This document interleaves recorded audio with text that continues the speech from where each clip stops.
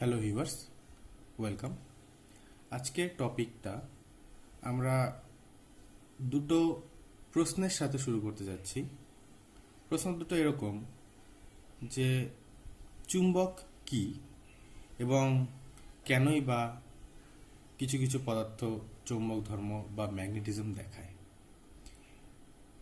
এখন যত টপিকটা আগাতে থাকবে তত এই প্রশ্নটার উত্তর সম্বন্ধে আরও ক্লিয়ার হতে থাকবে সব কিছু, অর্থাৎ শেষ পর্যন্ত উত্তরটা কিন্তু একদম ক্লিয়ারলি তোমরা বুঝে যাবে।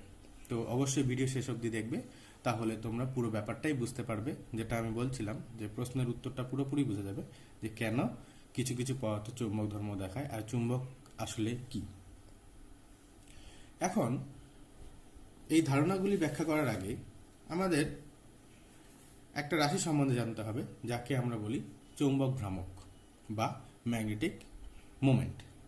চৌম্বক ভ্রামকের যে ধারণা, সেই ধারণাটা কিভাবে আসলে সেই ধারণাটা আমি একটু অল্প করে ব্যাখ্যা করে দিচ্ছি। ব্যাখ্যাটা এরকম, আমরা তড়িৎ দ্বিমেরু সম্বন্ধে পড়েছিলাম। তড়িৎ দ্বিমেরু কাকে বলা হয়?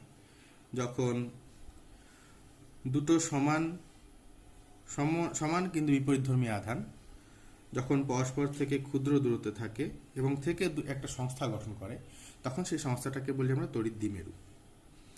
সেই তড়িৎ দ্বিমেরুর ক্ষেত্রে কি হয়, একটা মাইনাস কিউ আধান থাকে, একটা প্লাস কিউ আধান থাকে এবং ওদের মধ্যে কোনো একটা ডিস্টেন্স থাকে। সাপোজ আমি সেই ডিস্টেন্সটাকে এল বলছি এবং এই ডিস্টেন্সটাকে ওরা ফিক্সড রাখে এবং ফিক্সড রেখে দুইজনে একটা সংস্থা গঠন করে। এই সংস্থাটাকে আমরা বলি তড়িৎ দ্বিমেরু।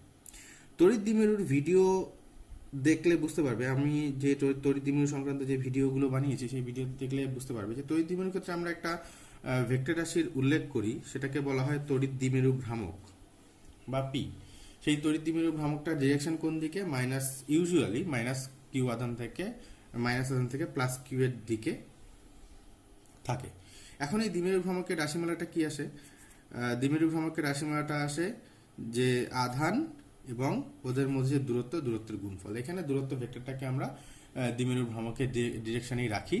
অন্য কথায় বলতে গেলে দূরত্বের ডিরেকশনটা যেদিকে দিই সেদিকে দ্বিমেরু ভ্রামকের ডিরেকশনটা আমরা নিই।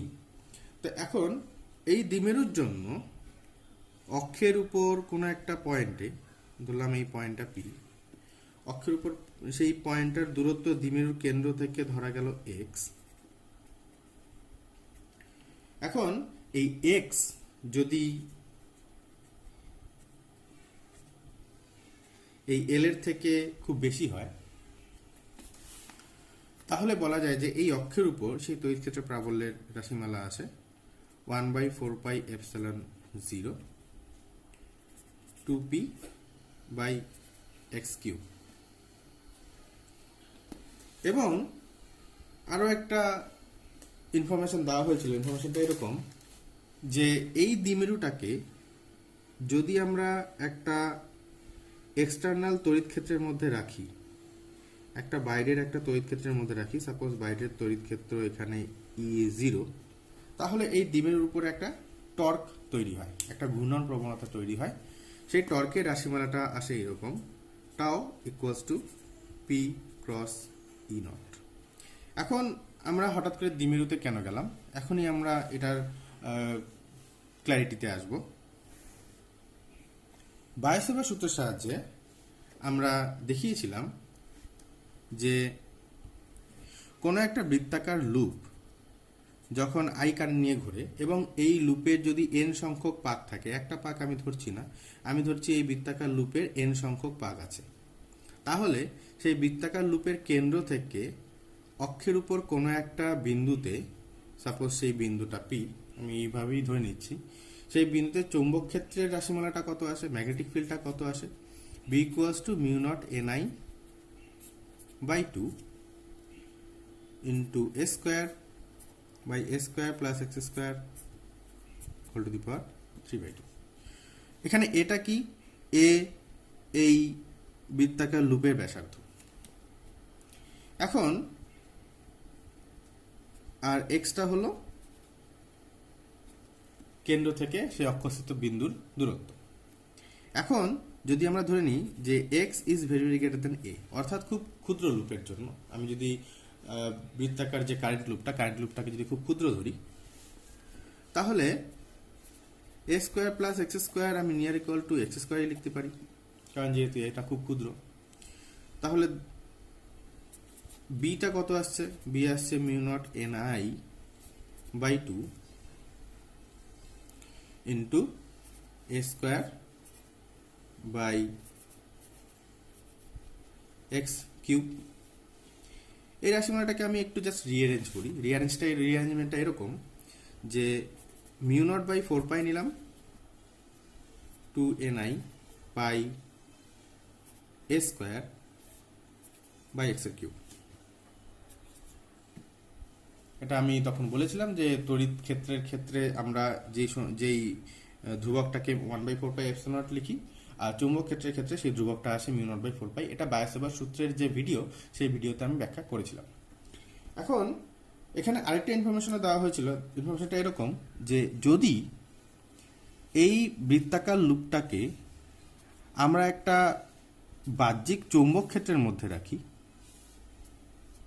সাপোজ সেই বাহ্যিক চৌম্বক ক্ষেত্রটা বি নট, সেই বাহ্যিক চৌম্বক ক্ষেত্রের মধ্যে রাখলে এই বৃত্তাকার লুপটার উপর একটা টর্ক কাজ করে। টর্কটা কত? N I A cross B, যেখানে এ কি? এ বৃত্তাকার লুপের ক্ষেত্রফল, অর্থাৎ পাই এ স্কোয়ার। তাহলে এই রাশিমালাটা আর একটু আমি ভালোভাবে লিখলে কিভাবে লিখবো? 1/4 pi mu naught by 4 pi into 2ni a by X cube. এখন এই রাশিমালাটা আর এই রাশিমালাটা এবং এই রাশিমালাটা আর এই রাশিমালাটা একটু তুলনা করো। তুলনা করলে দেখা যাবে কি? দেখো, প্রত্যেক ক্ষেত্রে যেখানে পি এখানে আছে, এখানে যেখানে দ্বিমেরু ভ্রামক আছে, তড়িৎ দ্বিমেরু ভ্রামক, সেখানে কিন্তু এই লুপের জন্য আসছে কি? N I A. আশা করি লক্ষ্য করেছো তোমরা ব্যাপারটা। অর্থাৎ এখানে এন আই এ যে রাশিটা, সেই রাশিটা কিন্তু দ্বিমেরু ভ্রামকের মতো, তড়িৎ দ্বিমেরু ভ্রামকের মতো কাজ করছে। তার জন্যই এই অ্যানালজিতে আমরা এই এন আই এ যে রাশিটা পাচ্ছি, সেই এন আই এ রাশিটাকে আমরা ডিফাইন করতে পারি এভাবে, পি সাফিক্সে এম। এম কেন আসলো? জাস্ট চৌম্বক ক্ষেত্রের জন্য এম আসলো, ম্যাগনেটিক ফিল্ডের জন্য এম টার্মটা আসলো। এই রাশিটাকে আমরা বলছি চৌম্বক ভ্রামক। এখানে একটা কথা বলে রাখি, আমরা চুম্বক দ্বিমেরু ভ্রামক কেন বলছি না? কেননা আমরা চুম্বকের যে ধর্ম, চুম্বকের ধর্ম থেকে আমরা জানি, সাপোজ এটা একটা দণ্ড চুম্বক, চুম্বকের ধর্ম থেকে আমরা জানি যখনই মেরু তৈরি হয় তখন দুটো মেরু একসঙ্গে তৈরি হয়। কোনোভাবেই সেক্ষেত্রে এন মেরু আলাদাভাবে কিংবা এস মেরু আলাদাভাবে তৈরি হয় না। যখনই চুম্বক আমরা এই প্রশ্নটা কেন আলাদাভাবে তৈরি হয় না, সেটার প্রশ্নের উত্তরে আমরা আস্তে আস্তে এই ডিসকাশনের শেষের দিকে আসবো।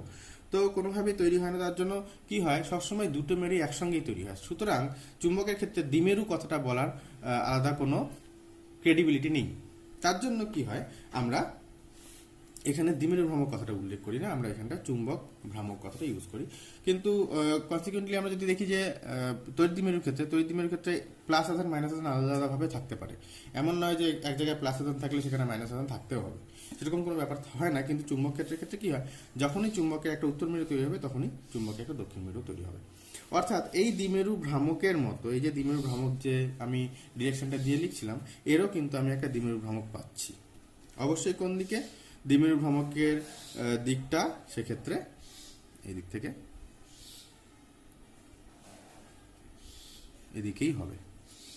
যদি দণ্ডচুম্বক হতো, দণ্ডচুম্বকের ক্ষেত্রে দ্বিমেরু ভ্রামকের ডিরেকশনটা হতো সাউথ পোল থেকে নর্থ পোলের দিকে। তো আমরা কনসিডার করতে পারি, যখনই একটা লুপের মধ্যে আমরা কারেন্ট দিই, সঙ্গে সঙ্গে একটা নর্থ পোল এবং একটা সাউথ পোলও তৈরি হয়। অন্যথায় বলতে গেলে যে একটা বৃত্তাকার পরিবাহী লুপ সবসময় একটা চুম্বকের মতো আচরণ করে। এই সমস্ত ধারণা আমি বায়োসাভার্ট সূত্রের ভিডিও দুটোতে দিয়েছিলাম, সেই ভিডিও দুটো অবশ্যই দেখে নেবেন। আমার যে বক্তব্য ছিল সেটা হলো এই চৌম্বক ভ্রামকের রাশিমালাতে আসে। অর্থাৎ যখনই কোনো জায়গায় চৌম্বক ভ্রামক তৈরি হবে তখনই বোঝা যাবে যে এটা হচ্ছে পিএম এর দিক, তখনই বোঝা যাবে যে সেখানে একটা চৌম্বক ক্ষেত্র, অর্থাৎ সেখানে একটা চুম্বক কোনোভাবে তৈরি হয়েছে। এখন এখান থেকে তোমরা এর ইউনিট বুঝতেই পারবে। পিএম এর ইউনিট কত হবে। এন পাক সংখ্যা, এর কোনো একক হয় না। এন এখানে পাক সংখ্যার কথাই বলছিলাম। এন এর কোনো একক হয় না। আই এর একক হতে পারে অ্যাম্পিয়ার এবং ক্ষেত্রফলের একক হতে পারে মিটার স্কয়ার। তো পিএম এর যে এসআই ইউনিটটা হবে অ্যাম্পিয়ার মিটার স্কয়ার। সেভাবে তোমরা সিজিএস ইউনিটও পাবে, সেই সম্পর্কে আলোচনা আপাতত করছি না।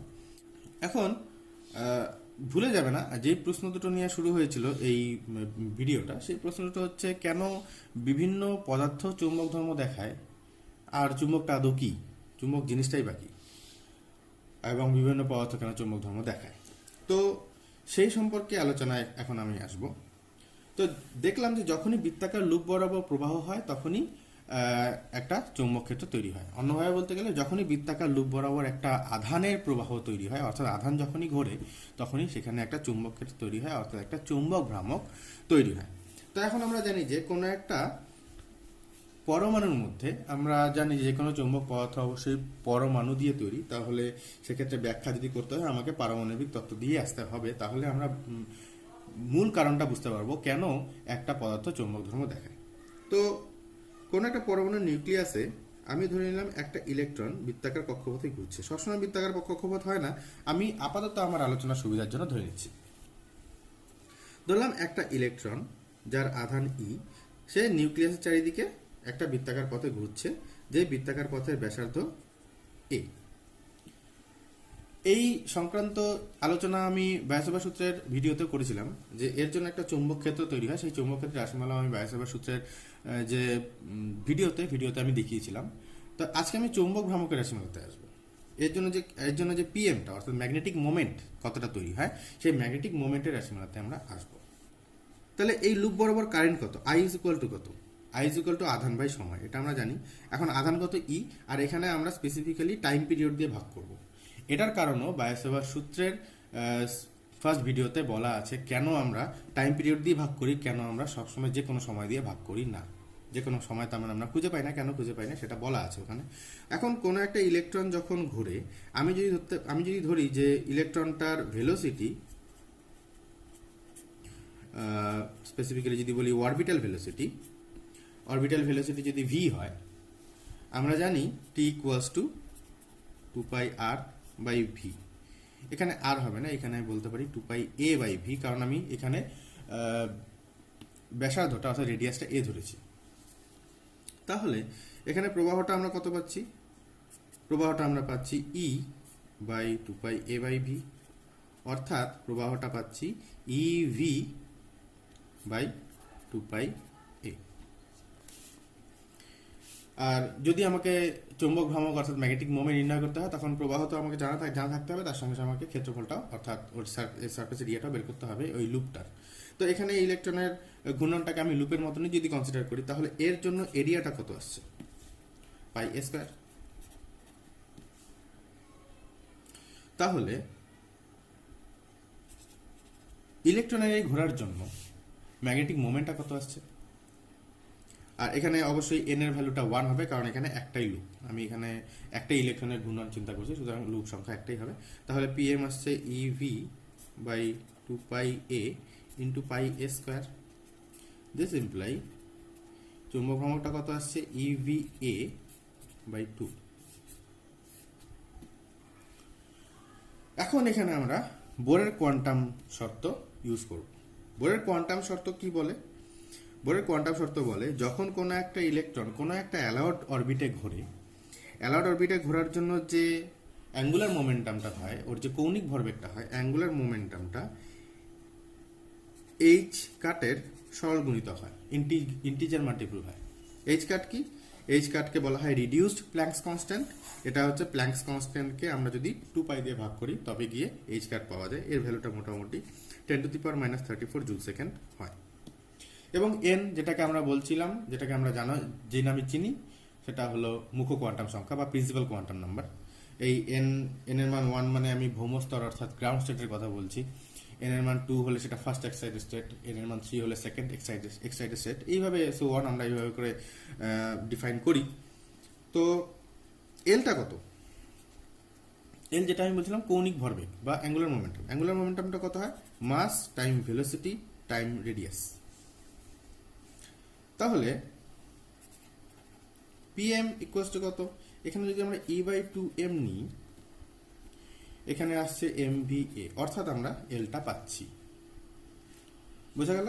তাহলে এখানে পিএম ইজ ইকুয়াল টু কত আসছে, পিএম ইজ ইকুয়াল টু আসছে E/2m ইন্টু এল। এখানে একটা রাশির উল্লেখ মাঝে মাঝে করে অ্যাটমিক ফিজিক্সে। উল্লেখটা এরকম যে পিএম কে যদি এল দিয়ে ভাগ করি তাহলে আমরা কি পাচ্ছি, E/2m পাচ্ছি এখান থেকে। এই যে রাশিটা, এই রাশিটাকে বলা হয় জাইরোম্যাগনেটিক রেশিও। যাই হোক, তো যেটা আমি বলছিলাম এল ইজ ইকুয়াল টু কত, NH কাট।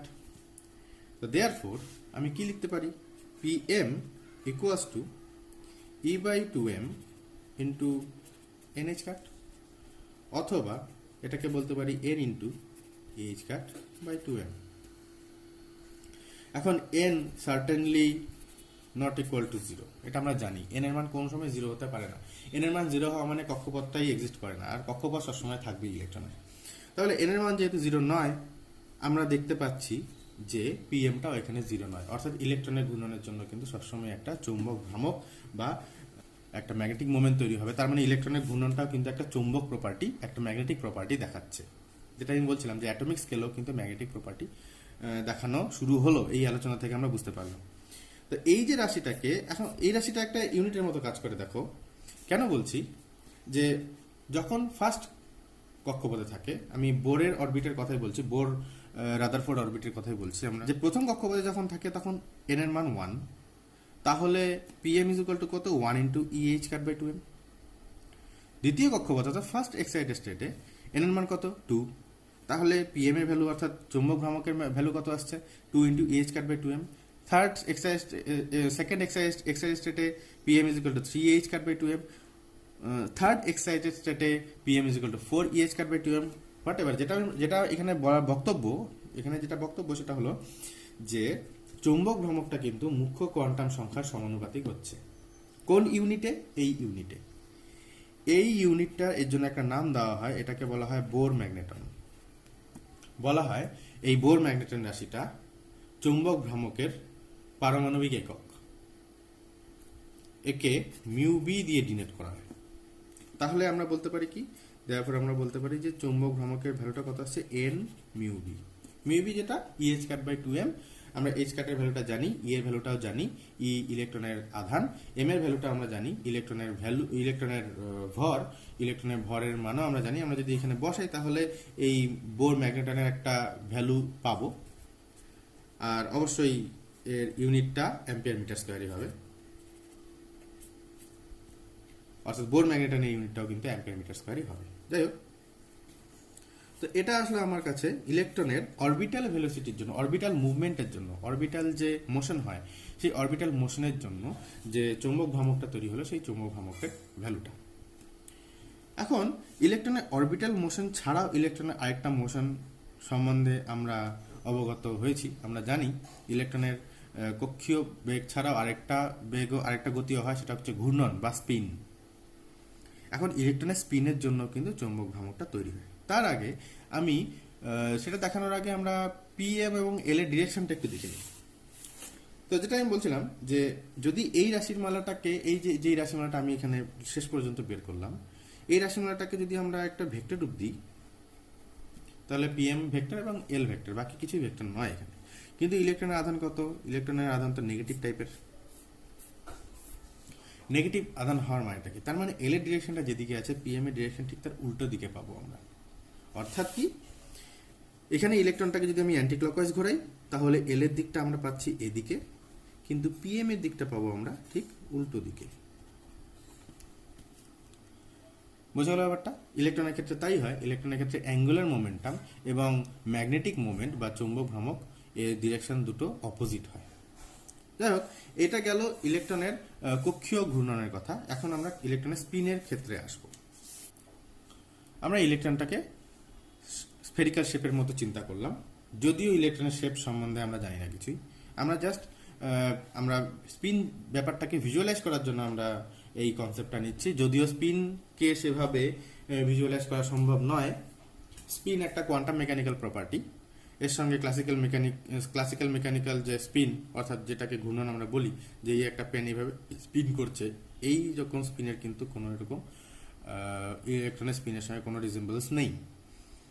তবুও আমরা ধরে নিচ্ছি যে ইলেকট্রনের স্পিন দুরকম হতে পারে, একটা হচ্ছে ক্লকওয়াইজ স্পিন, আরেকটা হতে পারে অ্যান্টি ক্লকওয়াইজ স্পিন। যদি ক্লকওয়াইজ স্পিন হয় তাহলে ক্লকওয়াইজ স্পিন হোক কিংবা অ্যান্টি ক্লকওয়াইজ স্পিন হোক, স্পিন অ্যাঙ্গুলার মোমেন্টাম একটা কিছু আসবে, স্পিন ম্যাগনেটিক মোমেন্টও একটা কিছু আসবে, সেটাকে আমরা পিএমএস বলছি। স্পিন ম্যাগনেটিক মোমেন্টটা generally E/2m into spin angular momentum times g হয়। জি এর ব্যাপারে আমি এখনই কিছু বলছি না, এখানে জিটাকে বলা হয় ল্যান্ডে জি ফ্যাক্টর, অন্যথায় বলা হয় অ্যাটমিক স্প্লিটিং ফ্যাক্টর। ইলেকট্রনের ক্ষেত্রে এই জি এর ভ্যালুটা মোটামুটি 2 হয়, মোটামুটি। তো যাই হোক, ইলেকট্রনের ক্ষেত্রেও কিন্তু আমরা একটা চৌম্বক ভ্রামক পাচ্ছি, আর অ্যাঙ্গুলার মোমেন্টাম থাকছেই, স্পিন অ্যাঙ্গুলার মোমেন্টাম একটা থাকছি। তো স্পিন অ্যাঙ্গুলার মোমেন্টামের উপরে কিন্তু সেটা নির্ভর করবে। তো ইলেকট্রন যখন ক্লকওয়াইজ ঘুরবে তখন অবশ্যই ক্লকওয়াইজ ঘুরলে অ্যাঙ্গুলার মোমেন্টামের ডিরেকশনটা নিচের দিকে হয়, মানে এদিকে পাবো আমরা এই ছবির জন্য নিচের দিকে পাবো, অ্যাঙ্গুলার মোমেন্টামের ডিরেকশনটা এদিকে হবে। তো যেটা আমি বলছিলাম, তাহলে স্পিন ম্যাগনেটিক মোমেন্ট, স্পিন মোশনের জন্য যে ম্যাগনেটিক মোমেন্টটা তৈরি হবে, অর্থাৎ পিএম এর ডিরেকশনটা কোন দিকে হবে, এমএস এর ডিরেকশনটা হবে এইদিকে। এবং যদি রোটেশনটা, স্পিন রোটেশনটা যদি অ্যান্টি ক্লকওয়াইজ হয়, তাহলে আমরা এল পাবো নর্মালি উপর দিকে এই ছবির জন্য, এবং পিএমএসটাকে পাবো আমরা নিচের দিকে। তো এই স্পিনটাকে আমরা বলি ডাউন স্পিন, আর এই স্পিনটাকে বলি আমরা আপ স্পিন। অর্থাৎ আপ এবং ডাউন স্পিনটা কিন্তু অ্যাঙ্গুলার মোমেন্টামের ডিরেকশনের উপরে ডিপেন্ড করে, আমরা কিন্তু এখানে ম্যাগনেটিক মোমেন্টের ডিরেকশনটাকে নিই না। যার জন্যই যখনই আমরা কোনো একটা কক্ষককে পূর্ণ দেখাই, তখনই কিন্তু আমরা একটা আপ স্পিন এবং একটা ডাউন স্পিন নিই। একটা আপ স্পিন এবং একটা ডাউন স্পিন মিলিত হয়ে গিয়ে একটা কক্ষক, অর্থাৎ একটা শেল, একটা অরবিটাল ফিল্ড হয়। এখন এর একটা ভালো জিনিস লক্ষ্য করো, সেটা হলো যখনই কোনো একটা অরবিটাল ফিল্ড হয়ে যাচ্ছে দুটো পেয়ার্ড ইলেকট্রন দিয়ে, দুটো ইলেকট্রন জোড়া দিয়ে যখন একটা কক্ষপথ ফিল্ড হয়ে যাচ্ছে, টোটাল অ্যাঙ্গুলার মোমেন্টাম কত হবে? Plus L minus L 0। Total magnetic moment কত হবে? Plus PMS minus PMS 0। অর্থাৎ যখন একটা শেল, একটা কক্ষক যখন ফুলি ফিল্ড থাকে, পেয়ার্ড অবস্থায় থাকে, তখন কিন্তু তার কোনো নেট ম্যাগনেটিক মোমেন্ট অথবা নেট অ্যাঙ্গুলার মোমেন্টাম দেখায় না। তো অবশ্যই এই আলোচনা থেকে তোমরা একটু পরিষ্কারভাবে বুঝতে পারছো যে অ্যাঙ্গুলার মোমেন্টাম, একটা নেট অ্যাঙ্গুলার মোমেন্টাম অথবা একটা নেট ম্যাগনেটিক মোমেন্ট তখনই দেখাবে যখন কোনো একটা অরবিট পার্টলি ফিল্ড থাকবে, অর্থাৎ সেখানে আনপেয়ার্ড ইলেকট্রন থাকবে। তো টোটাল ম্যাগনেটিক মোমেন্ট কত হয়? আমরা আগের এই ম্যাগনেটিক মোমেন্টটাকে, যেহেতু এটাকে আমরা অরবিটাল ম্যাগনেটিক মোমেন্ট বলছিলাম, আমরা এটাকে পিএমএল দিয়ে বলতে পারি, তাই তো? এটাকে পিএমএল অর্থাৎ সাফিক্সে একটা এল দিতে পারি। L for orbital angular momentum quantum number, এবং এসটা যেটাকে বলা হয় spin angular momentum quantum number. তাহলে মোট চৌম্বক ভ্রামকটা কত আসছে? মোট চৌম্বক ভ্রামকটা পাবো আমরা অরবিটাল মোশনের জন্য যেই চৌম্বক ভ্রামকটা তৈরি হবে সেই চৌম্বক ভ্রামক, এবং স্পিন মোশনের জন্য যে চৌম্বক ভ্রামকটা তৈরি হবে, টোটালটার এই দুটো চৌম্বক ভ্রামকের ভেক্টর যোগফল। তাহলে কি হবে? কোনো একটা অ্যাটমের মধ্যে যদি কোনো একটা আনপেয়ার্ড ইলেকট্রন থাকে, একটা, দুটো, তিনটে, চারটে, পাঁচটে, যাই হোক, যদি আনপেয়ার্ড ইলেকট্রন থাকে তাহলে কিন্তু সেই অ্যাটমটার মধ্যে একটা নেট ম্যাগনেটিক মোমেন্ট পাওয়া যাবে। সেই অ্যাটমটা একটা অ্যাটমিক ম্যাগনেটের মতো কাজ করা শুরু করবে, অর্থাৎ সেটা একটা ম্যাগনেটের মতো কাজ করা শুরু করবে। যেমন একটা উদাহরণ কি? উদাহরণ আমরা বলতে পারি লোহা, Fe 5626। এর যদি আমরা ইলেকট্রন কনফিগারেশন বের করি, ইলেকট্রন কনফিগারেশনটা এরকম হয়, অর্থাৎ এখানে এই শেলগুলো সবকটাই পুরোপুরি ফিল্ড।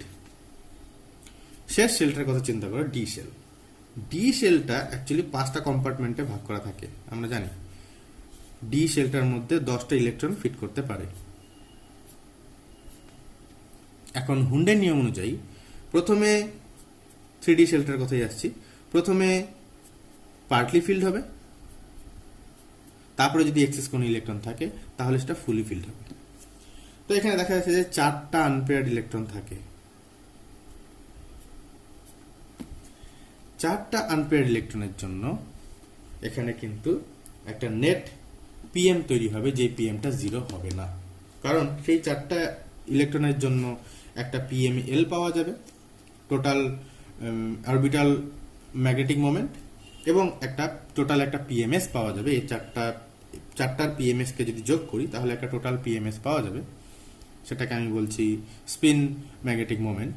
তাহলে এই দুটো মিলে গিয়ে কিন্তু একটা ম্যাগনেটিক মোমেন্ট পাওয়া যাবে, যেটা অবশ্যই নন জিরো হবে, এটার মতন 0 হবে না, কারণ এখানে পিএম কত আসছে, এখানে পিএমটা 0 হবে।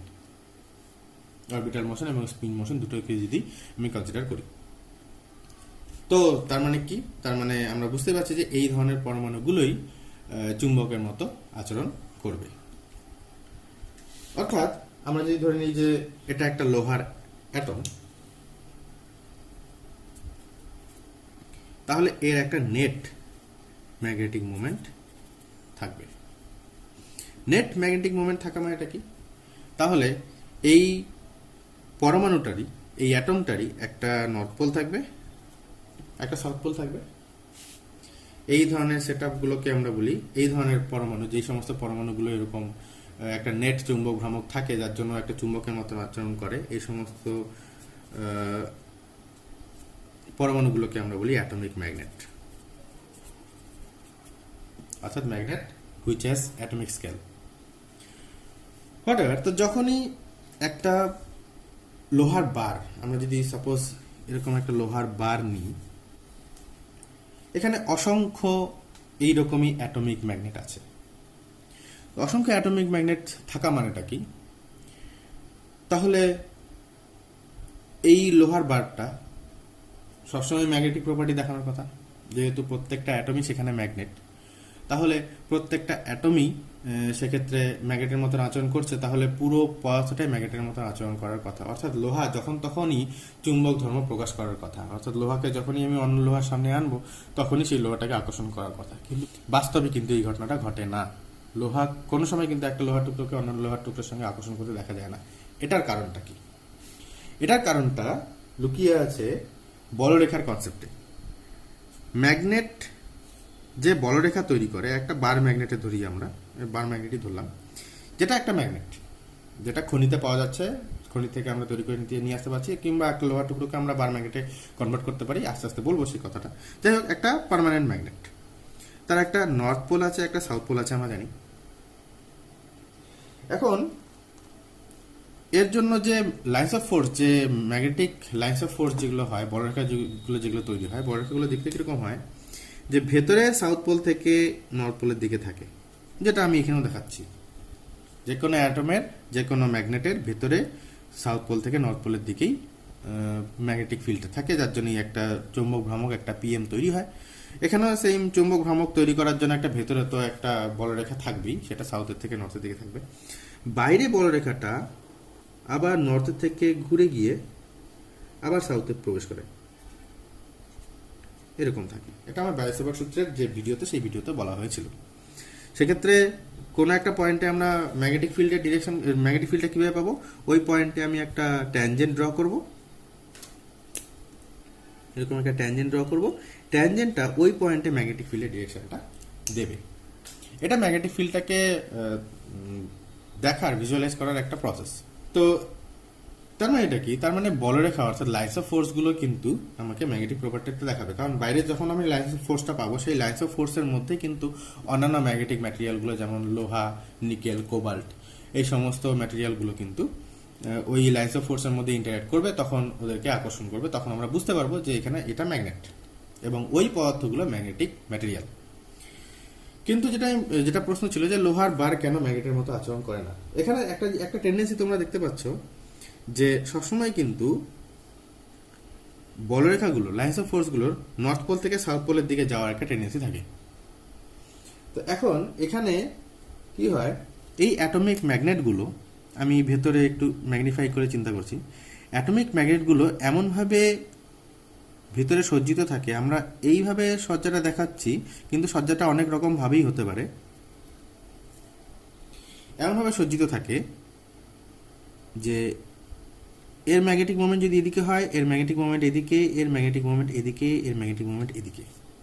অর্থাৎ এখান থেকে যখনই একটা বলরেখা বেরোবে, এই নর্থ পোল থেকে যখনই একটা বলরেখা বেরোবে, এর নর্থ পোল থেকে সঙ্গে সঙ্গে একটা সাউথ পোল পাবে, সঙ্গে সঙ্গে বলরেখাটা এখানে ঢুকে যাবে। তো এখান থেকে আবার বলরেখা বেরোবার কথা, যখনই বলরেখা বেরোবে তখন একটা সাউথ পোল পাবে, ঢুকে যাবে। এখানেও সেম ঘটনা ঘটবে, আর এখানেও সেম ঘটনা ঘটবে। তার জন্য কি হয়, এরকম বদ্ধ শৃঙ্খল একটা ক্লোজ চেইন আকারে থাকার জন্য কি হয়, বলরেখাগুলো ওখানেই ট্র্যাপড হয়ে যায়, বলরেখাগুলো বেরোতে পারে না।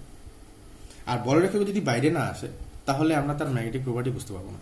বাইরে যেহেতু বলরেখা বেরোচ্ছে না, বাইরে কিন্তু আমরা ম্যাগনেটিক প্রপার্টিও বুঝবো না, কারণ ম্যাগনেটিক প্রপার্টিটা সবসময় ম্যাগনেটিক লাইন্স অফ ফোর্স দিয়ে ডিফাইন করি আমরা।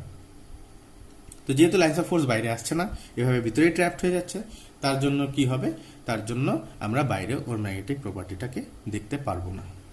দেখতে হলে কি করতে হবে, দেখতে হলে এই অ্যাটমিক ম্যাগনেটগুলোকে এমনভাবে রিঅ্যারেঞ্জ করতে হবে। রিঅ্যারেঞ্জের কথাই বলবো, কারণ অলরেডি অ্যারেঞ্জমেন্ট ছিল, যেটা একটা ক্লোজড অ্যারেঞ্জমেন্ট ছিল, যে অ্যারেঞ্জমেন্টের জন্য বলরেখাগুলো বাইরের দিকে বেরোতে পারছিল না। আমরা অ্যারেঞ্জমেন্টটাকে এমনভাবে করব যাতে প্রত্যেকটারই ম্যাগনেটিক মোমেন্ট সেম ডিরেকশনে থাকে। তাহলে এখানে যেই রিজিয়নটা তুমি চিন্তা করতে পারো, এখানে যে রিজিয়নটা তুমি চিন্তা করতে পারো, সেই রিজিয়নের এদিকটায় নর্থ পোল তৈরি হচ্ছে, এদিকটা সাউথ পোল তৈরি হচ্ছে, কারণ এদিকে পুরোটাই সাউথ পোল আর এদিকে পুরোটাই নর্থ পোল, সবকটাই নর্থ পোল এদিকে। তখন কিন্তু এ একটা ইটসেলফ নিজের জন্য একটা বলরেখা তৈরি করবে, যেটা বাইরে আসবে আবার ভিতরে ঢুকবে। বোঝা গেছে ব্যাপারটা? তো তাহলে কি করতে হবে আমাকে, যদি এই আয়রন বারটাকে একটা ম্যাগনেটে কনভার্ট করতে হয়, তাহলে কি করতে হবে, তাহলে এই অ্যাটমিক ম্যাগনেটগুলোকে আমাকে একটা নির্দিষ্ট লাইন বরাবর অ্যালাইন করতে হবে। এখন এর প্রসেসটা কি, যেহেতু এটা একটা অ্যাটমিক ম্যাগনেট, অর্থাৎ এর প্রপার্টিও কিন্তু ঠিক এই রকম একটা কারেন্ট লুপের মতন প্রপার্টি। কারেন্ট লুপের ক্ষেত্রেও কি হয়, যখনই একটা ম্যাগনেটিক মোমেন্ট তৈরি করে, ওকে যখন একটা এক্সটার্নাল ম্যাগনেটের মধ্যে রাখবে, তখন ওটা একটা টর্ক তৈরি করে, একটা টর্ক অনুভূত হয়। সেই টর্কটা কি করে, ওকে পিএমটাকে ম্যাগনেটিক ফিল্ড লাইন বরাবর অ্যালাইন্ড হতে সাহায্য করে। অ্যাকচুয়ালি সেই টর্কটা পিএমটাকে সবসময় ম্যাগনেটিক ফিল্ড বরাবর, এক্সটার্নাল ম্যাগনেটিক ফিল্ড বরাবর অ্যালাইন করে। অর্থাৎ আমার কাছে যদি সাপোজ এরকম একটা বার ম্যাগনেট থাকছে, বার ম্যাগনেট বলছি কেন, অ্যাটমিক ম্যাগনেটের কথা বলি, আমার কাছে এরকম একটা অ্যাটমিক ম্যাগনেট আছে, যার ম্যাগনেটিক মোমেন্টের ডিরেকশন সাপোজ এদিকে, পিএম এর ডিরেকশন সাপোজ এদিকে। আমি এই অ্যাটমিক ম্যাগনেটটাকে যদি আমরা একটা এক্সটার্নাল ম্যাগনেটিক ফিল্ডের মধ্যে প্লেস করি, এক্সটার্নাল ম্যাগনেটিক ফিল্ড বি, এতে যদি প্লেস করি, সঙ্গে সঙ্গে এর উপর একটা টর্ক কাজ করবে। কোন দিকে? এই দিকে। ওকে এইদিকে ঘোরাবে। এই টর্কটা কত হবে? টর্কের যে এক্সপ্রেশনটা আমরা জানি যে n I A cross B, আর এন আই এ কে যেটাকে আমি পিএম বলছিলাম, তাহলে আমি টর্কের এক্সপ্রেশনটা এখানে লিখতে পারি যে পিএম ক্রস বি, কারণ N I A is equal two PM. তাহলে এটার উপরে একটা টর্ক কাজ করবে, সেটা হচ্ছে পিএম ক্রস বি। পিএম যেটা বলছিলাম যে টোটাল ম্যাগনেটিক মোমেন্ট উপরে কাজ করবে, সঙ্গে সঙ্গে ওকে এক্সটার্নাল ম্যাগনেটিক ফিল্ড বরাবর ঘোরাবে। তাহলে এটাকে যদি আমাকে ম্যাগনেটে কনভার্ট করতে হয়, আমাকে একে একটা এক্সটার্নাল ম্যাগনেটিক ফিল্ডে প্লেস করাতে হবে। তার জন্য আমি এক্সপেরিমেন্টালি একটা ইলেকট্রোম্যাগনেটের কথা চিন্তা করলাম। তো আমরা তখন কি করব, এরকম একটা ইলেকট্রোম্যাগনেট ধরলাম, আমি এটা ইলেকট্রোম্যাগনেটের নর্থ পোল, এটা ইলেকট্রোম্যাগনেটের সাউথ পোল পিসটা। এই পোল পিসের মাঝখানের অঞ্চলটাতে আমরা বারটাকে এইভাবে বসিয়ে দেব। এভাবে আমরা সেই আয়রন বারটাকে বসিয়ে দেব। আয়রন বারটাকে বসিয়ে দিয়ে আমরা এই ম্যাগনেটিক ফিল্ডটাকে, যে ম্যাগনেটিক ফিল্ডটা এখানে তৈরি করছে, সেই ম্যাগনেটিক ফিল্ডটাকে আস্তে আস্তে বাড়াতে থাকবো। আমরা জানি ম্যাগনেটিক ফিল্ডটাকে আমরা বাড়াতে পারি, যেহেতু ইলেকট্রোম্যাগনেট সলিনয়েড দিয়ে তৈরি হচ্ছে। সলিনয়েডের ম্যাগনেটিক ফিল্ডের রাশিমালাটা এরকম আসে, মিউ নট এন আই।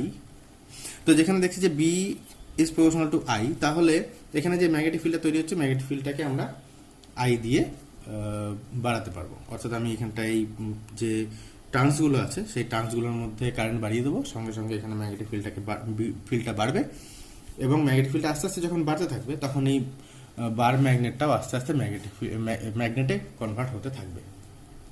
এখন যেটা প্রশ্নটা হলো যে কেন ম্যাগনেটিক ফিল্ডটাকে আস্তে আস্তে বাড়াতে হচ্ছে। এই প্রশ্নের উত্তরের সঙ্গে সঙ্গে আমরা এমন কিছু কিছু নতুন তথ্য পাবো, যেই নতুন তথ্যগুলো এক্সামিনেশন পারপাসের জন্য খুব ইম্পর্টেন্ট। সেই ব্যাপারগুলোই এখন আমি ব্যাখ্যা করতে যাচ্ছি। তো এখানে যেটা দেখতে পাচ্ছ, সেটা একটু আগে যে ইলেকট্রোম্যাগনেটটা আমি এঁকেছিলাম, সেই ইলেকট্রোম্যাগনেটের জন্য যেই ম্যাগনেটিক ফিল্ড লাইন্সগুলো তৈরি হচ্ছে, যেই চৌম্বক বলরেখাগুলো তৈরি হচ্ছে, সেই চৌম্বক বলরেখাগুলোকে আমি শুধু আঁকছি। এখানে আমি পোল পিসগুলোকে দেখছি না, কারণ পোল পিসগুলো আমার দেখার কনসার্ন নয়, কারণ আমি এখানটায় একটা বার প্লেস করব, যেই বারটাকে আমরা ম্যাগনেটে পরিণত করব। তো এখন কি হয়, ধরলাম যখন এখানে কিছুই ছিল না, এখানে কোনো বার রাখা ছিল না, তাহলে এখানটায় যে ম্যাগনেটিক ফিল্ডটা ছিল, ধরলাম সেই ম্যাগনেটিক ফিল্ডটা হচ্ছে বি নট। সেই ম্যাগনেটিক ফিল্ডের রাশিমালাটা কত হবে আমরা জানি, মিউ নট ইন্টু এইচ।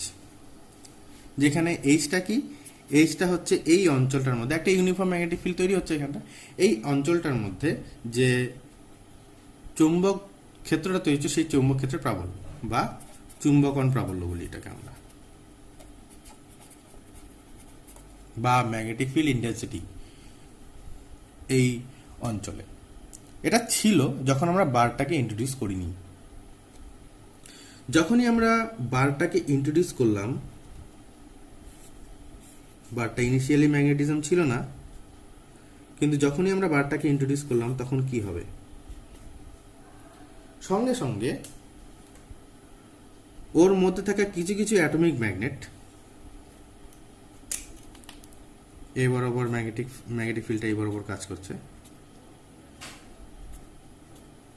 ওর মধ্যে যতগুলো অ্যাটমিক ম্যাগনেট ছিল, তার মধ্যে কিছু কিছু অ্যাটমিক ম্যাগনেট এই বরাবর অ্যালাইন হয়ে যাবে, কিছু কিছু, সব যাবে না।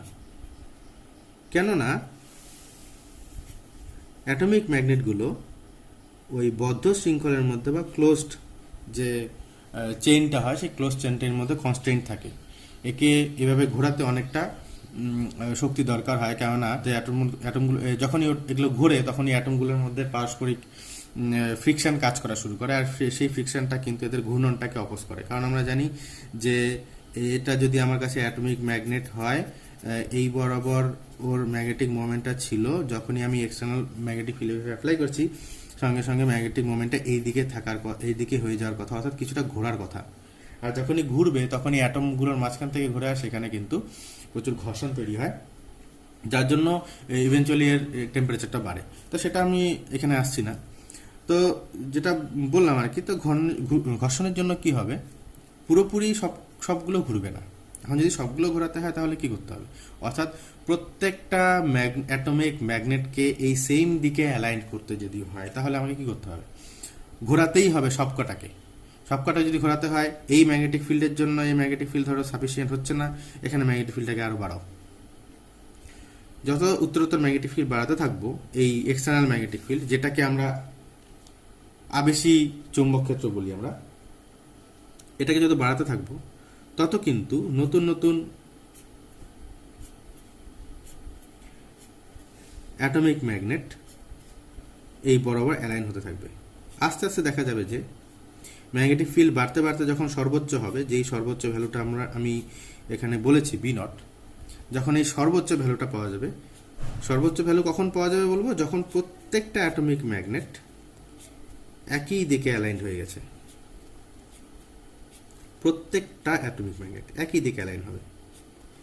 এই অবস্থাটাকে বলতে পারি যে চুম্বক ক্ষেত্রটা সর্বোচ্চ হয়ে গেছে, মানে বাইরের চুম্বক ক্ষেত্রটা সর্বোচ্চ। এর থেকে বেশি চুম্বক ক্ষেত্র আমার দরকার নেই সবকটা অ্যাটমিক ম্যাগনেটকে একই দিকে অ্যালাইন করার জন্য। তাহলে এখানে আরেকটা রাশির আমি ডিফাইন করতে পারি, রাশিটা এরকম, রাশিটাকে আমরা এম দিয়ে উল্লেখ করি। একে বলা হয় একক আয়তনে আবিষ্ট চৌম্বক ভ্রামক। আবিষ্ট চৌম্বক ভ্রামক কেন বলছি? কারণ এই বাইরের যে ম্যাগনেটিক ফিল্ড, এই বাইরের ম্যাগনেটিক ফিল্ডটা আবেশী ম্যাগনেটিক ফিল্ড, এর মধ্যে ম্যাগনেটিজমটাকে আবিষ্ট করছে, ইন্ডাকশন করছে। এখানে ম্যাগনেটিক ফিল্ডটাকে যখন আবেশ করবে তখন এর মধ্যে কিন্তু কিছু কিছু কিছু চৌম্বক ভ্রামক তৈরি হবে। আর আগে যে একটু আগে যে ছবিটা দেখিয়েছিলাম সেখানে কিছু সংখ্যক চৌম্বক ভ্রামক তৈরি হয়েছিল আর কিছু সংখ্যক চৌম্বক ভ্রামক বদ্ধ শৃঙ্খলার মধ্যে ছিল, যার জন্য আমরা বাইরে থেকে সেটাকে বুঝতে পারছিলাম না। তো যতটাই চৌম্বক ভ্রামক তৈরি হয়, টোটাল যতটা চৌম্বক ভ্রামক তৈরি হবে ওই মুহূর্তে, সেই চৌম্বক ভ্রামককে যদি এর আয়তন দিয়ে ভাগ করি, ভি এখানে সেই ম্যাটেরিয়ালটার আয়তন, আর যতগুলো চৌম্বক ভ্রামক সবকটার যোগফল, কারণ যতগুলো একদিকে অ্যালাইন হবে সেগুলোর জন্য আমি বাইরে বলরেখা পাবো, যেগুলো অ্যালাইন নেই, যেগুলো বদ্ধ শৃঙ্খলের মধ্যে আছে, তার জন্য কিন্তু আমরা বাইরে বলরেখা পাবো না। তো টেকনিক্যালি তার সেগুলো কিন্তু আমাকে বাইরে চৌম্বক ভ্রামক দেখাবে না। তো যতগুলো অ্যালাইন হয়েছে তার কথাই বলছি। তো যতগুলো অ্যালাইন হয়েছে সব মিলে একটা চৌম্বক ভ্রামক তৈরি হচ্ছে, আর সেই চৌম্বক ভ্রামককে যদি আমরা আয়তন দিয়ে ভাগ করি তাহলে আমরা কি পাবো? তাহলে আমরা পাচ্ছি এম। এই এমটাকে বলা হয় আবিষ্ট চুম্বকন প্রাবল্য।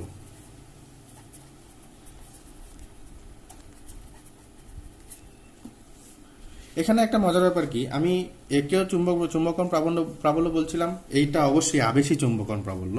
এটাকে আমার বলা উচিত ছিল আবেশী চুম্বক প্রাবল্য, কারণ এ চুম্বক প্রাবল্য আবিষ্ট করছে এর মধ্যে, এ আবেশটা এর জন্য হচ্ছে, আর আবিষ্ট হওয়ার পরে এটা আমার কাছে রেজাল্ট পাচ্ছি এর মধ্যে। তাহলে কি হচ্ছে, যত উত্তরে এই এইচটা বাড়তে থাকবে, অর্থাৎ বিটা বাড়তে থাকবে, চৌম্বক ক্ষেত্রটা বাড়তে থাকবে, তত কিন্তু এর মধ্যে নতুন চৌম্বক ভ্রামক আবিষ্ট হতে থাকবে, অর্থাৎ তত এমটা কি হতে থাকবে? বাড়তে থাকবে। বোঝা গেল ব্যাপারটা? তো এখন এর এককটা একটু দেখো, এইচ এর ইউজুয়াল একক হয় অ্যাম্পিয়ার পার মিটার, তাহলে সেই হিসাবে এইচ এর মাত্রাটাও সেভাবে পাওয়া যাবে। তো এর একটু দেখো, পিএম এর একক কি? অলরেডি আমরা জেনেছি যে অ্যাম্পিয়ার মিটার স্কোয়ার। তাকে যদি আমরা মিটার কিউব দিয়ে ভাগ করি, কারণ আয়তনের একক মিটার কিউব, তাহলে আমরা কি পাচ্ছি? Ampere per metre. অর্থাৎ দেখা যাচ্ছে যে এই এম এবং এইচ কিন্তু ডাইমেনশনালি ইকুয়াল, অর্থাৎ দুটো একই ধরনের রাশি। তার জন্যই কিন্তু আমরা এটাকে আবিষ্ট চুম্বকন প্রাবল্য বলছি, এখানটা আবিষ্ট চুম্বক ভ্রামক কিন্তু বলছি না। এটা আবিষ্ট চুম্বক ভ্রামক, মোট আবিষ্ট চুম্বক ভ্রামক এটা। আবেশ হওয়ার পরে টোটাল যতটা চুম্বক ভ্রামক আমি এর মধ্যে পাচ্ছি, বাইরেটা চৌম্বক ক্ষেত্র, ওর মধ্যে কোনো ভ্রামক দেখছি না আমরা ভ্রামক এর মধ্যে দেখছি, কারণ চৌম্বক ভ্রামক অর্থাৎ অ্যাটমিক ম্যাগনেট যেগুলো ম্যাগনেটিক মোমেন্ট দেখাচ্ছে সেটা কিন্তু এখানে আছে, বাইরে নেই। তো দেখছি যে এই আবেশী চুম্বকন প্রাবল্যটা কিন্তু এই আবেশী চুম্বকন প্রাবল্যের কিন্তু সমানুপাতিক হচ্ছে। তো হতে হতে একসময় কি হবে, এই এসটাকে বাড়াতে বাড়াতে একসময় কি হবে, সমস্ত পদার্থগুলো এক বরাবর অ্যালাইন হয়ে যাবে, তখন এই এম এর ভ্যালুটা আর বাড়বে না। বুঝা গেল ব্যাপারটা? এর একটা গ্রাফ তৈরি হতে পারে, গ্রাফটা আমি একটু পরে দেখাচ্ছি। তো এখন এর মধ্যে চৌম্বক ক্ষেত্রটা কত হবে?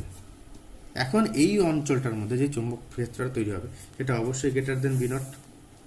কেননা এখানে প্রথমে চৌম্বক ক্ষেত্র ছিল বি নট, কিন্তু পরে এই সবকটা অ্যাটমিক ম্যাগনেট এক বরাবর অ্যালাইন হয়ে যাওয়ার জন্য তার জন্য একটা চৌম্বক ক্ষেত্র তৈরি হয়ে যাচ্ছে।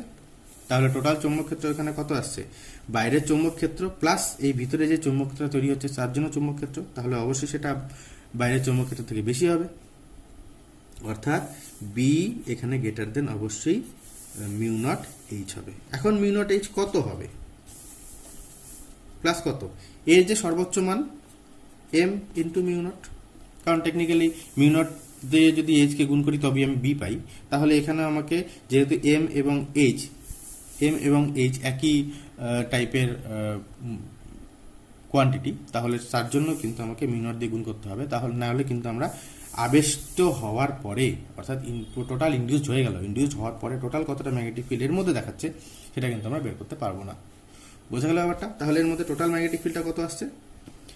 Mu naught H plus mu naught into M. এটা কি? এটাকে বসানোর পরে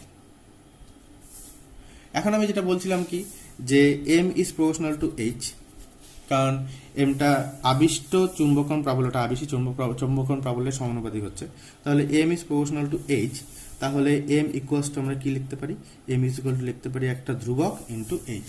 এই ধ্রুবকটাকে বলা হয় চৌম্বক গ্রাহিতা বা ম্যাগনেটিক সাসেপ্টিবিলিটি। বোঝা গেল ব্যাপারটা? তাহলে এখানে আমি কি লিখতে পারি, এখানে আমি লিখতে পারি, আপাতত এটাকে ধ্রুবক ধরছি, এটা যদিও ধ্রুবক নয়, আমি বলবো একটু পরে কেন ধ্রুবক নয়। B equals to mu naught into H plus mu naught into K into H. তাহলে mu naught H into 1 plus K. তাহলে B equals to mu naught H, যেটা আমি বলছিলাম বি নট, অর্থাৎ এ থাকা আগে, এ যখন ছিল না তখন এই অঞ্চলটায় কতটা চৌম্বক ক্ষেত্র ছিল সেটাকে আমি বলছি B naught into 1 plus K. This imply B by B naught equals to 1 plus K. এই বি বাই বি নট, এই রাশিটার ডেফিনেশনটা কিরকম হবে, অর্থাৎ এই যে রেশিওটা, এই রেশিওটা কি বলছে যে ওই অঞ্চলটায় এই ম্যাগনেটিক বারটা, এই যে ম্যাগনেটিক ম্যাটেরিয়ালের তৈরি বারটা, সাপোজ লোহা, তো এই লোহার বারটা থাকার আগে এখানে কতটা ম্যাগনেটিক ফিল্ড ছিল এবং থাকার পরে এখানে কতটা ম্যাগনেটিক ফিল্ড হলো, তার একটা অনুপাত, তার একটা রেশিও, অর্থাৎ ম্যাগনেটিক ফিল্ড এর বসার পরে ম্যাগনেটিক ফিল্ড বাই এর বসার আগে ম্যাগনেটিক ফিল্ড। একে আমরা মিউ আর দিয়ে বলি। মিউ আরটাকে বলা হয় আপেক্ষিক চৌম্বক ভেদ্যতা বা রিলেটিভ পারমিবিলিটি। তাহলে এখানে আমি দেখতে পাচ্ছি কি যে mu R equals to 1 plus K. এই এক্সপ্রেশনটা এক্সাম পারপাসের জন্য খুব ইম্পর্টেন্ট, কারণ এটা এই এক্সপ্রেশন দিয়ে প্রচুর এক্সামের কোশ্চেন আসে এবং হায়ার সেকেন্ডারিতে এই প্রুফটাও আসে। এখানে যে প্রুফটা দেখাচ্ছি সেই প্রুফটাও হায়ার সেকেন্ডারিতে আসে, জিজ্ঞেস করে যে কোনো একটা ম্যাগনেটিক ম্যাটেরিয়ালের আপেক্ষিক চৌম্বক ভেদ্যতা এবং চৌম্বক গ্রাহিতা, অর্থাৎ রিলেটিভ পারমিবিলিটি এবং ম্যাগনেটিক সাসেপ্টিবিলিটির মধ্যে কি রিলেশনশিপটা, সেই রিলেশনশিপটাকেও এখানটায় এস্টাবলিশ করা আসে। তো বুঝতে পারছো যে ম্যাগনেট কিভাবে কাজ করে, এবং আদৌ আজকে আমরা এই আলোচনার শেষে আমরা এটুকু বুঝতে পারলাম যে ম্যাগনেট আদৌ কি এবং কেন যে কোনো পদার্থ চুম্বক, কেন কিছু কিছু পদার্থ চৌম্বক ধর্ম দেখায়। তার অ্যাটমিক স্কেলে আমরা আলোচনাটা দেখলাম। তার অ্যাটমগুলোই অ্যাকচুয়ালি ম্যাগনেটের মতন আচরণ করে, তার অ্যাটমগুলোই একটা ম্যাগনেটিক মোমেন্ট থাকে। অর্থাৎ সেই অ্যাটমগুলো কেন ম্যাগনেটিক মোমেন্ট থাকে, কারণ সেই অ্যাটমগুলোই একটা নেট ম্যাগনেটিক ফিল্ড তৈরি করে সেই ম্যাগনেটিক মোমেন্টের জন্য। বুঝে গেল ব্যাপারটা? আর যেহেতু সেই একটা অ্যাটমই ম্যাগনেটের মতন আচরণ করে, তাহলে অবশ্যই পুরো বারটাই ম্যাগনেটের মতন আচরণ করা উচিত। কিন্তু বারটাকে আমরা ম্যাগনেটের মতো আচরণ করা দেখি না কেন? কারণ যেটা আমি বলছিলাম আগেই, যে বাইরে থেকে ওটা একটা কি বদ্ধ শৃঙ্খল গঠন করে থাকে, ওর ম্যাগনেটিক মোমেন্টগুলো একটা বদ্ধ শৃঙ্খল গঠন করে থাকে। এই বদ্ধ শৃঙ্খলের জন্য আমরা বাইরে ম্যাগনেটিক ফিল্ডটাকে দেখি না, অর্থাৎ ওকে ম্যাগনেটের মতন বুঝি না। কিন্তু যখন ওকে এখানে ম্যাগনেটিক ফিল্ডের সাহায্যে যখন এই ম্যাগনেটে কনভার্ট করব, তখন দেখা যাবে যে একে যদি আমি এখন ফিল্ড থেকে সরিয়ে আনি, তখন এর মধ্যে সেই ম্যাগনেটিক ফিল্ডটা, ম্যাগনেটিক যে প্রপার্টিটা, সেই প্রপার্টিটা থাকতে দেখা যাবে। তা আজকে তোমাদের কাছে যেই ম্যাগনেটিজম, কোনো একটা পদার্থ কেন ম্যাগনেটিজম দেখায়, তার যে উত্তরটা সেটা খুব ভালোভাবে ক্লিয়ার হয়েছে। এই সংক্রান্ত আরো ডিপার আলোচনা আমি পরের ভিডিওতেও করব, তো অবশ্যই টিউন থাকবে। এবং আজকের জন্য থ্যাঙ্কস ভেরি মাচ।